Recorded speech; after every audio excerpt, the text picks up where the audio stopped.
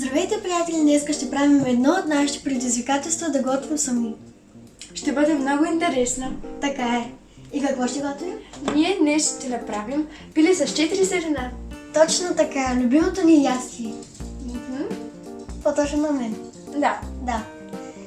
Днеска нашите продукти са отварска сметана и малки тайни на маги пиле с 4 сирена. И имаме Пилешко месо. Както винаги. За манджата трябва пилешко месо, разбира се. ето го и него. Мазно пиле, с което ще се наядем вкусно. И нека да започваме. Така, взимай някакво. Трябва да вземем едно парче пиле и ако е твърде голямо, трябва да го разрежем на по-малки. И да махнем ето тези мазници. Тук. Защото никой не обича да яде мазно. Защото е гадно. И реждаме.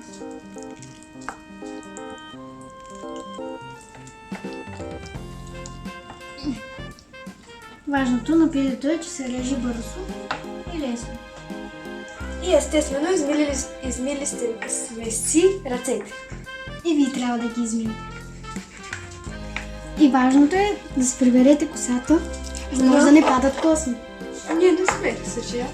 Задължително трябва да има някой родител до вас. За да може да ви гледа, ако направите пожар. Или наводнение. Или да ви Може да ви снима. снима също, да. Това може да се къса също.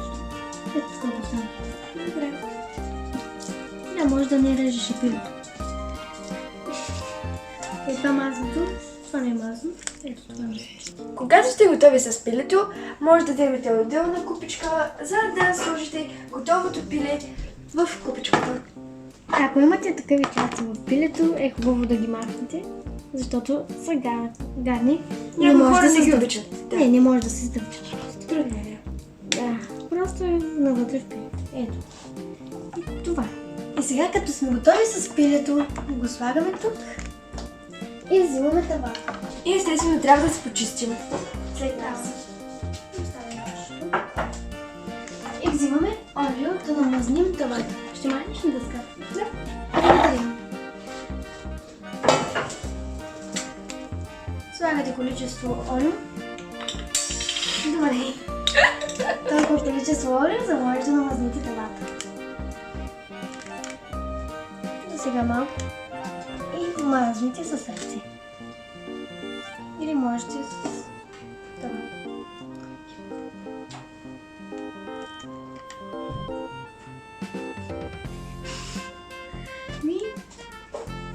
И така се прилежи всичко.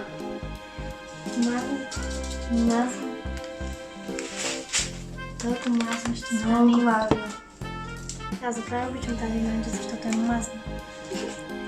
Има много калории. Това не е. И сега нареждаме самото пиле вътре в тавата. Да. Аз отивам да се измия ръцете. В това време аз ще го нарежа.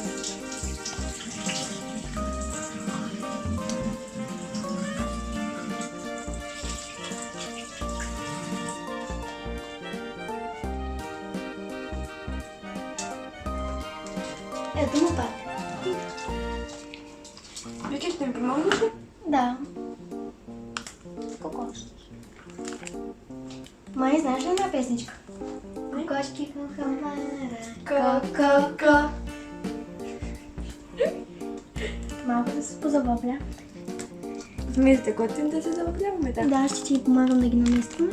Няма нищо като са залепени заедно. Да. Това не е проблем. Това трябва да се случва винаги на всеки.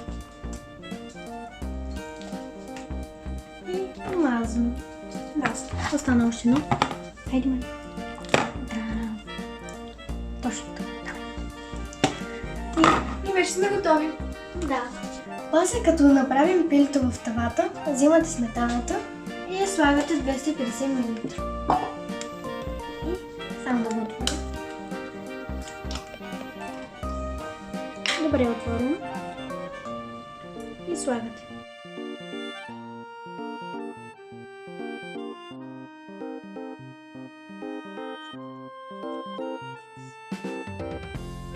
Тъй като готвим двоен микс, само да спре това да капе, слагаме по два пъти. Ето как те. И още един път. След това ще нанесем фиксовете.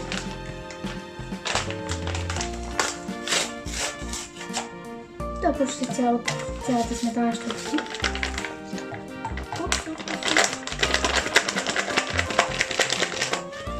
Това прилича като пилешки бульон. Да. След да сложи това. Не нужно да не контираш. И готово.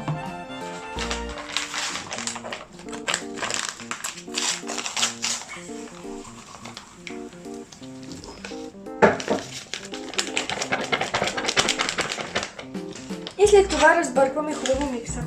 Да ти помогна? Да.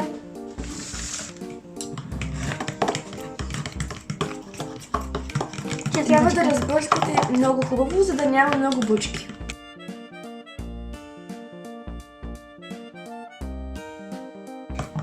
И нещо подобно на това трябва да се получи. Да. Мисля, че сме готови, така че може да сипем.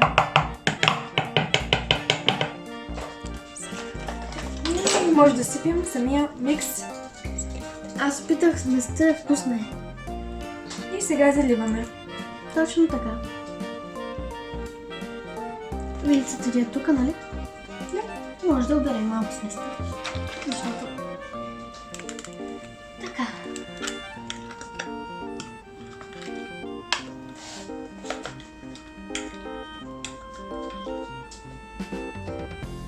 И го размазвам. И естествено почистваме.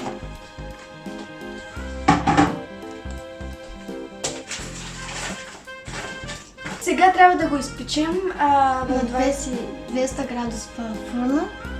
и ще се включим, когато е готово.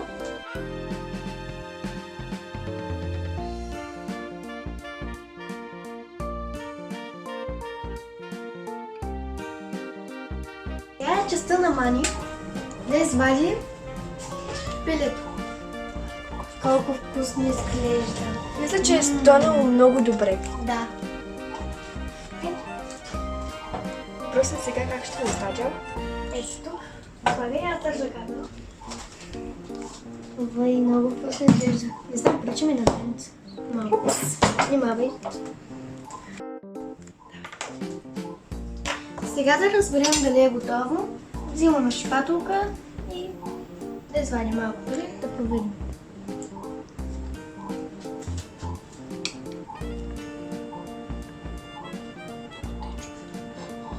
Само че не.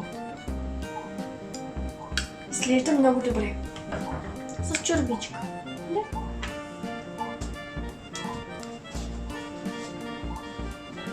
Само да попълня добре, че се пълка.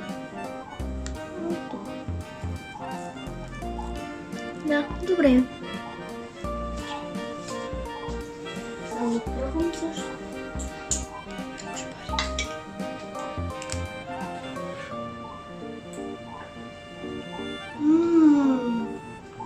Вкусно ли е?